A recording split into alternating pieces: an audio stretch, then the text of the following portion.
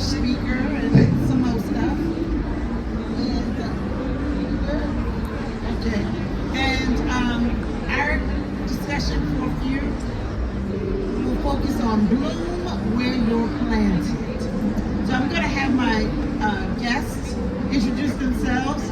Y'all notice I'm back in the short chair if y'all have followed from earlier today. The high chair thing really didn't work out for me. So I'm back in the short chair. But go ahead. Hi, good evening, everyone. Thank you for having me. My name is Teresa Robinson. Speak right into it. Oh, hi. My name is Teresa Robinson. I'm a mother. I'm an advocate for anti-bullying, and I'm also a current TEDx speaker. And I'm here today to spread my message regarding bullying. Hello, everyone. My name is Chanel Robinson, and I'm also a mom. And I am a debut author. I just had my memoir published. It's called Broken Things Still Bloom. And I'm here to talk about it. Say the title again. The title is Broken Things Still Bloom. Broken Things Still Bloom. I love that. I'm Tawanda Prince. I'm the author of 9 books. Today, this session, we'll talk about Morning Glory and Thunder Knocking at My Heart.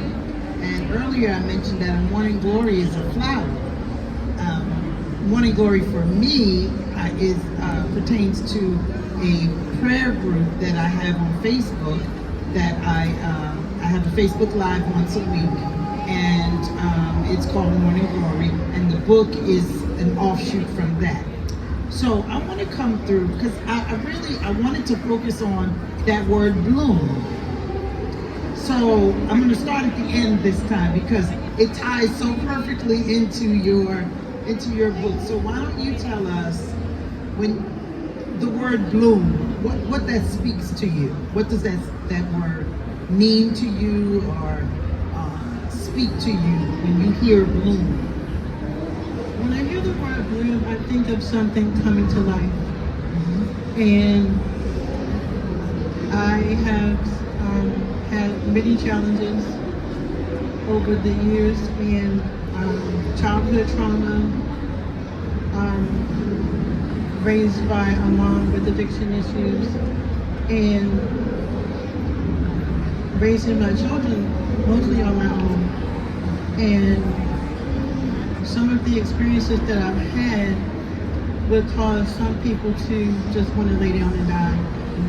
And I use my children as motivation to not do that. I want them to be able to see that you can have hard times and still push through and still bloom and stay alive at the end. You don't have to be defined by those circumstances, right? Because we all face something, but we don't have to be defined by those things. We can bloom beyond the things that we've had to survive. What about you? Hi, yes. Bloom. Now, I define that as flourishing, growing, expanding. As she said, I had many challenges, and it took me a long time to realize that I'm not the only one, and I don't have to be embarrassed about my story. So, from 7th grade of being bullied to adulthood, being bullied at home, being bullied at school, being bullied at work. So I bloomed into this beautiful flower that I'm going to blossom and spread my word throughout the world. Awesome, right? Awesome. And I think about the term beauty for ashes, right? When we have something that has been considered ashes, right? Either something has fallen apart or has fizzled down to nothing, but then beauty rises from that, right? And things come out of that. Things bloom out of that. Books and all kinds of things bloom out of that. If you could, this question was asked earlier on one of the panels, and it was a great question. So Y'all act like this is the first time y'all heard it. If you could tell your younger self something, what would it be? Do not be afraid, and do not let anyone define who you are. Okay? Because each and every one of us, we're not created the same, but each and every one of us deep down inside, we are someone. So never ever let anyone tell you that you're not. Thinking about that question was asked to me recently, and I think what I would tell my younger self is to, again, not be afraid to speak your mind, voice your opinions, even if people don't agree with them. You know, it's still yours and it's your truth, and don't be afraid to tell it. All right. And when I was asked a question on an earlier panel, I said, keep the faith. That would be what I would tell my younger self. But now I want to add to that. If I could say two things to her, the other thing I would tell her is that she really was created for a purpose. You know, I've said it a few times today, but I'll repeat it. I'm a 4-time heart attack survivor, quadruple bypass, too many strokes. I'm on my 3rd pacemaker, and you know, that's a lot of ashes. That's a lot of ashes, right? But God, I went through all of that still for a purpose, right? You all sitting here, you were part of that, right? Because it was already known that what I'm going to say or what I'm going to write would be received by somebody here that's going to now have some information or encouragement or hope for whatever it is that you have to do. And we are created for a purpose. And the thing that we don't realize is most of the time it has nothing to do with us. It's not our purpose, right? I mean, it's not our thing. It's for who we are to serve, right? Who we are to enlighten. Who we are, you know, you go through your testimony. Well, it's not for you to talk to yourself about it. It's for you to share your testimony with other people so that they become empowered and they're blessed. So now we talked a little bit about your motivation for writing the book. Let's talk about the journey of writing your book, because there are a lot of authors in here, but there are a lot of other people who want to be authors. And so it's not an easy thing to do. I remember that first book, and it was a lot more difficult than I thought it would be at that time. And I remember a friend said, well, if it was easy, then everybody would have one, wouldn't they? And I was like, yeah. It was like, okay, so you know, you're gonna have to go through a few hurdles, jump through a few hoops. So let's talk about your book writing journey. Oh, me, I'm currently writing a book, and it's called Showing How to Go from Bully to Bold. Okay? At first, it took me a long time to get my story because it was taking the bandage off of old wounds. But I prayed on it, I spoke to my coach, and now I can't wait for it to be published. It was like therapeutic to tell my story, and for me to realize that I'm not the only one that have been bullied, was teased, because I wear glasses, and I've been wearing glasses since I was about 1 year old.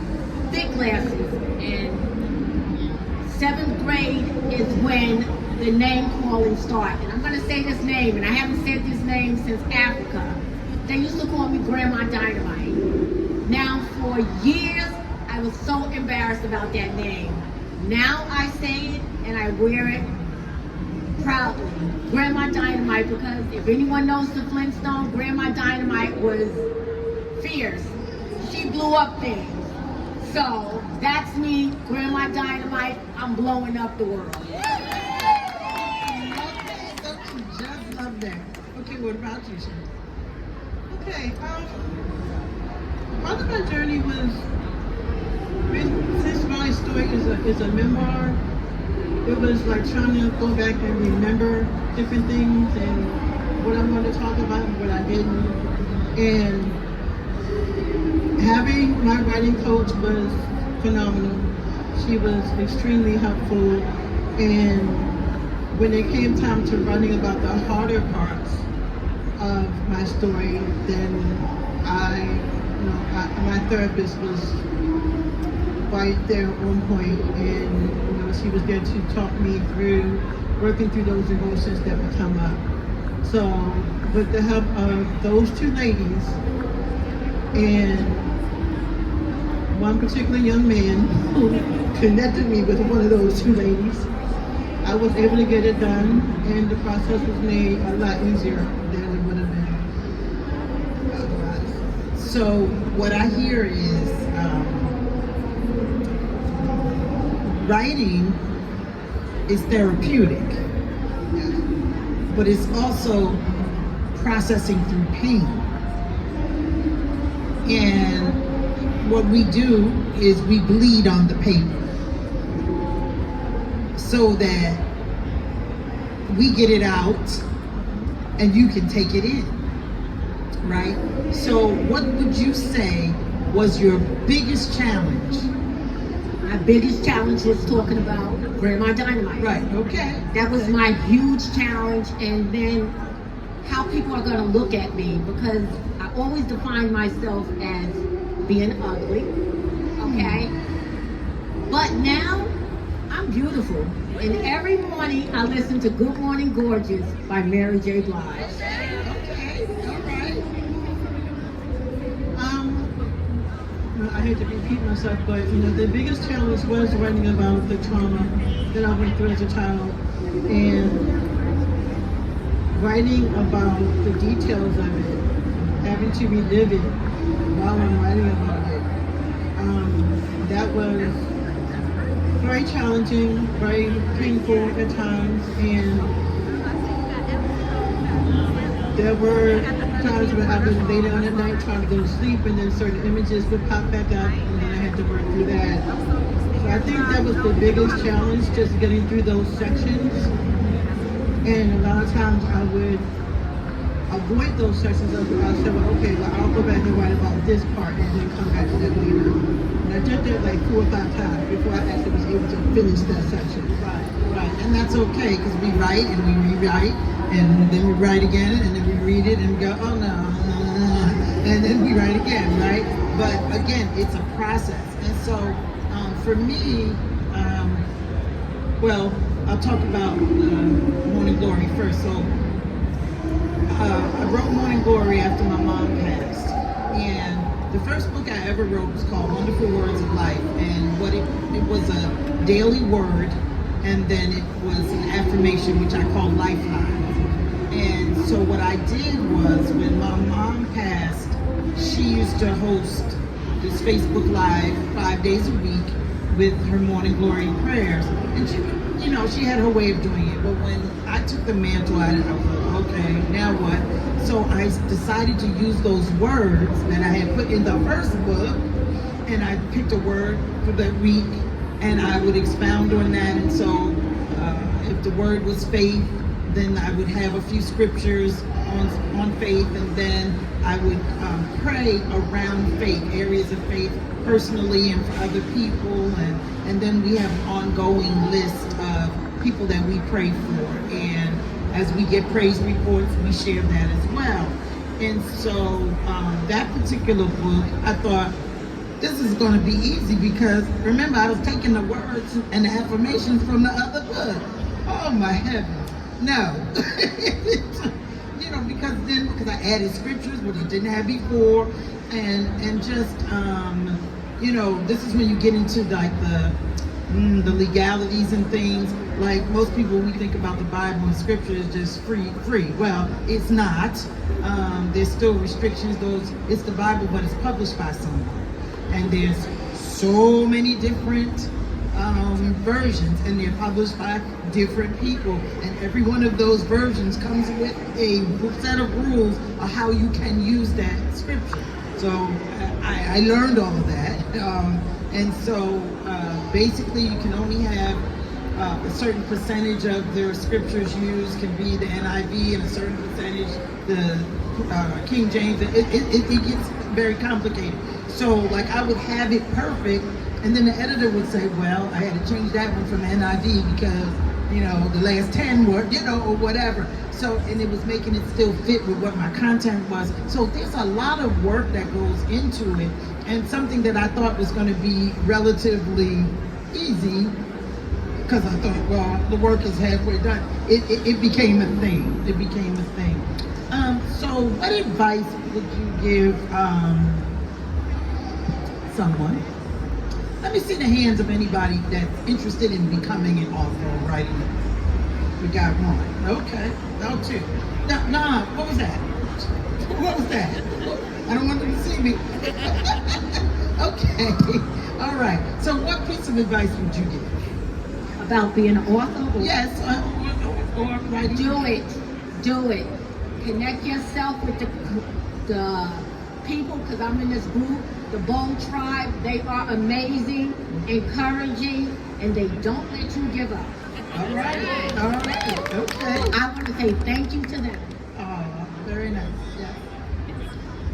What I would say is, find a good writing group, find a good writing coach, someone who will be very encouraging and not overly critical, because there were times when I did not feel like writing, so I didn't.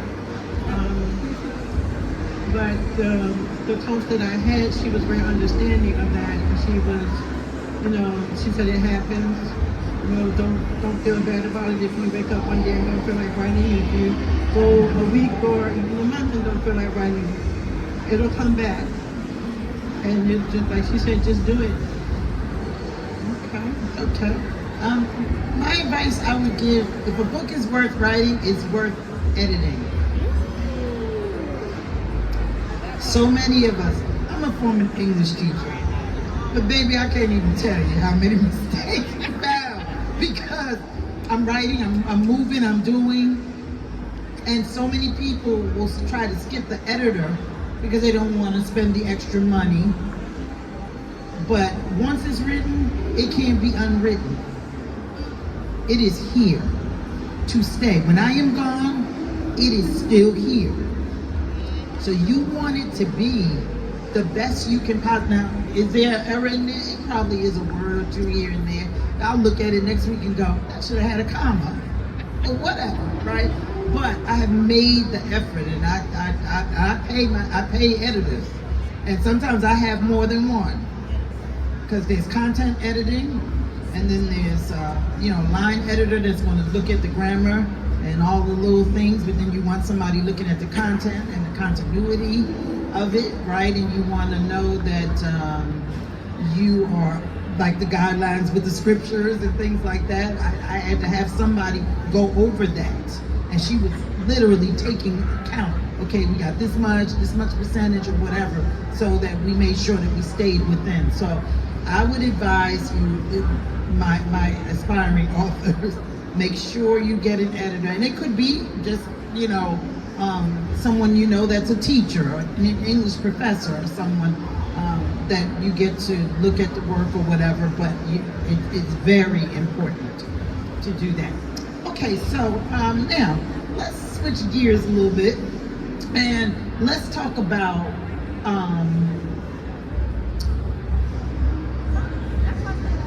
where do you, because we're talking about bloom where you're planted, right? So let's talk about people and things that inspire you to bloom, right? Because we talked a little bit about bloom, but let's dig a little deeper and talk about the things that, or people that inspire you and help you to bloom. Now we already know your coach or your therapist got you going, but let's talk about that a little bit. What got me to bloom? First of all, me.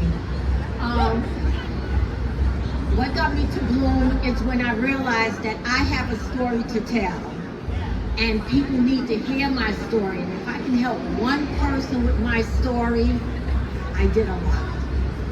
And so just seeing the faces of people that I tell my talk to and just telling my story to, and they're not looking at me sideways or judging me, and they're like, wow, that's amazing to me right there. So that flourished me to bloom. Okay. The one person I would say was the most inspirational to me would be my son, my oldest son. I watched him from the time he was a teenager strive for more than what we had and what I was able to give him. And he got a part-time job at 15. He got a scholarship to college when I didn't even know he was thinking about going to college.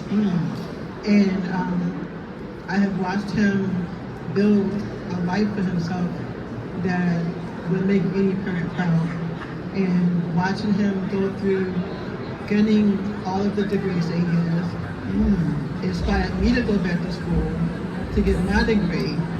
And in the process of working towards my degree, I decided to write this book. Wow. So I would credit him for that. Wow, very nice. Isn't that beautiful? Isn't that beautiful? Yes, yes. Inspiration comes from lots of things. For me, it's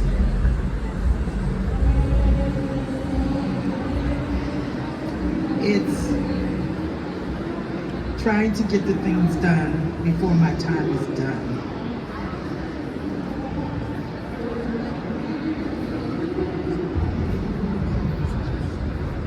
I'm 26 years out.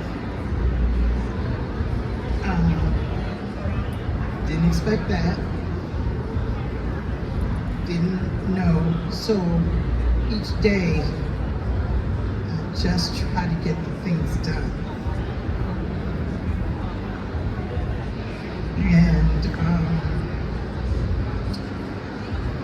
I still feel like there's another 9 books, in there. I wanna get those out, and as I mentioned earlier, I'm also a poet and a drummer and an actor, and I sing and I do a lot of things. So part of it is getting the things done, but also enjoying the gifts that God put in me. I enjoy them. I get up, and my friends will call. They say, "What you doing?" I'm like, "Upstairs painting." "What you doing?" "Oh, you at work?" "Oh, okay." I'm painting, or I'm writing, or I'm doing something fun, or something that I enjoy, and something that is like the essence of who I am. And so those are the things that inspire me and keep me going, and push me to do more. I'm doing good with my time. 5 minutes. All right. You know what? Let's take a couple of questions from the audience. Y'all up for it? I know that's not your favorite thing, but we're going to get through it. She and I had a conversation earlier, not realizing that we were going to be on the panel. And so when she came, I was like, see? Okay. So are there any questions from anybody? Yes. Can she get a mic or?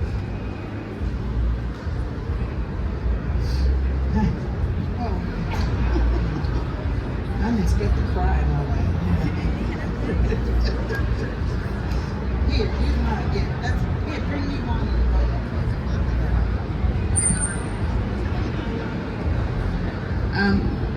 Great job. Good afternoon, everyone. Beautiful. I love that you credit a coach helping you through writing and, the healing process. But I have a question, and I have a question for each of you.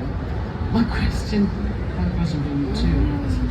My question to you was, do you see how significant the role that you played with your son that caused him to then impact you so that he can become the man that he is today and help you become the woman that you are today? That's my question to you. I haven't always thought about, my impact on him. I was a young mom, just doing what I needed to do to take care of my kids. And I didn't see it. I'm starting to see it now. But I never even thought about it. You know, like I said, I had no idea he was even thinking about college. And then all of a sudden I'm sitting there working, I get a phone call, Mom, I'm in the principal's office. Why are you in the principal's office? They just told me I won a full scholarship. Wow, okay. I had no idea that he had even done that. But you know, I'm a proud mom. So I just wanted to say that he is a product of who you are. We know the fruit, or we know a tree by the fruit it bears. So because you're amazing, your son is amazing. Thank you. And I have a question for you. What kind of tips do you have for us going out there in the world that are going to encounter people who bully? Because I heard you say you were bullied at home, you were bullied in school, and she was bullied in the workplace.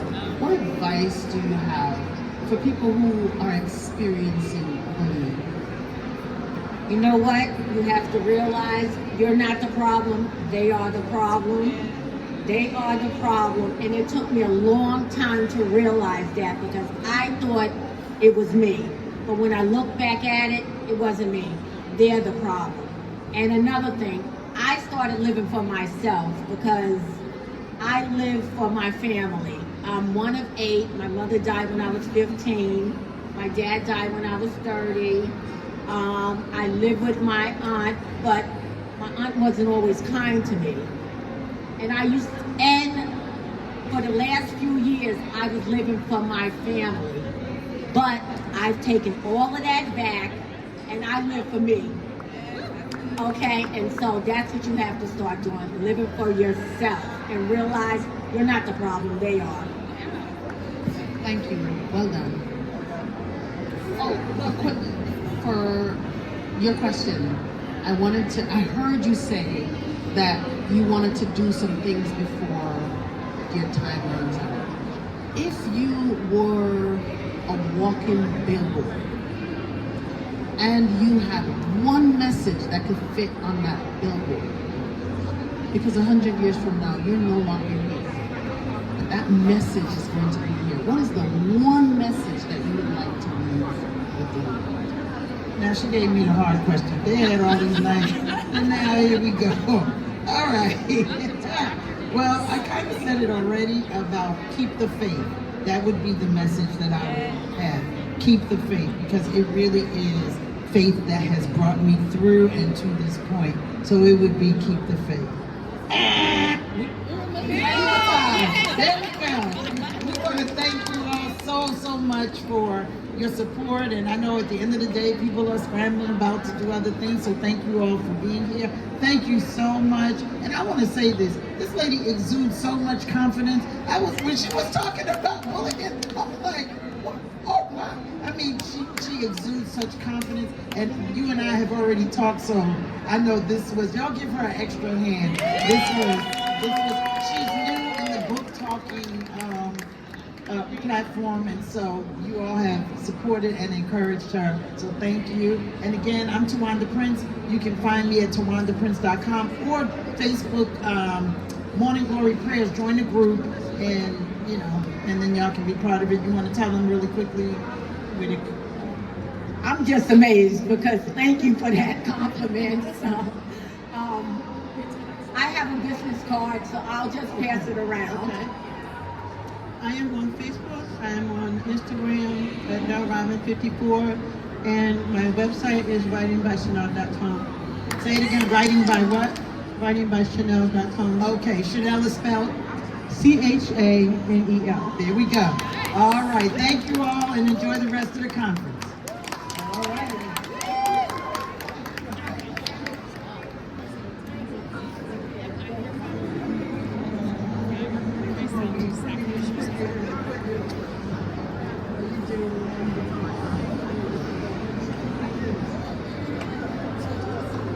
you.